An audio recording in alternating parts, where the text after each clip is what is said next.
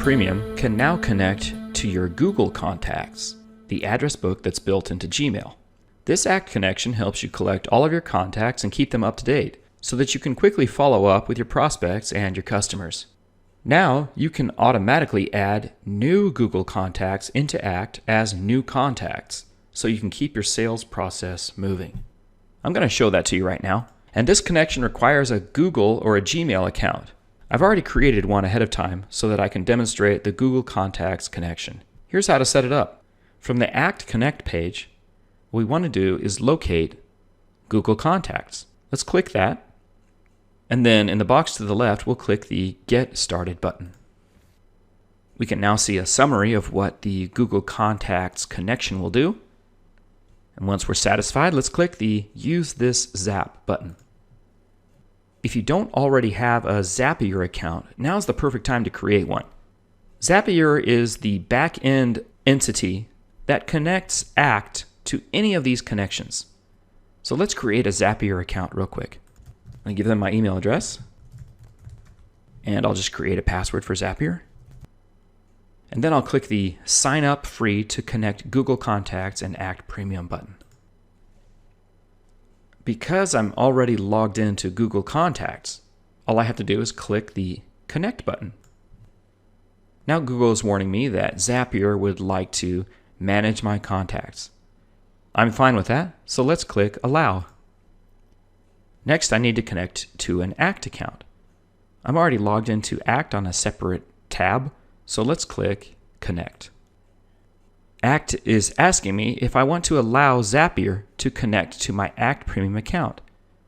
And I do, so I'm going to give them my username, my password, my database, and the URL for ACT.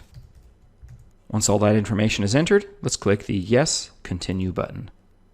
Zapier is testing and connecting my connection from ACT to Google Contacts. Now I need to map the Google Contacts fields to my ACT Premium Contacts fields. By default, Google will usually map this correctly for you. If I want to use advanced options, I could click that below. That'll allow me to add additional fields such as company, title, and so on. But for right now, I'm just going to use the default first name, last name, and email. And then I'm going to click the Save and Finish button. Zapier is now turning on this Zap, which is also called a connection.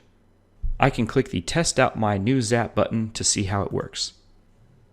Now Zapier is asking me to test the trigger to see if this is working correctly. What I need to do is to go into Google Contacts and just create a new contact. I'm going to do that right now. Let's go to Google Contacts, and I'll just create a new one. Give him a name, and I'll just make up an email address. I'll also give him a phone number. And that's good enough for now. I'll click Save. Now I have a new contact in Google. So when I go back to my Zapier connection, I can click this button, Continue and Fetch the Contact. Okay, it looks like Zapier found my connection. I can click this button to see the sample contact. There it is, Timothy Sather. So let's click Continue and Send to ACT Premium. This creates the contact in ACT. Because it's successful, I now see this celebratory message from Zapier. At this point, I can go to my ACT Premium database and search for this new contact record. Let's do that right now. Go back to ACT. I'll click Contacts. And then what I want to do is look up anybody whose last name is Sather. And there he is, Timothy Sather, with his email address. So that connection has worked and it is successful. Back on this window, I can click the See This Zap on my dashboard. This shows me a list of the current zaps that I have working. So as you can see, it's really easy to set up a Google Contacts connection with ACT so that when you create new contacts in Google, they're immediately created in ACT as well.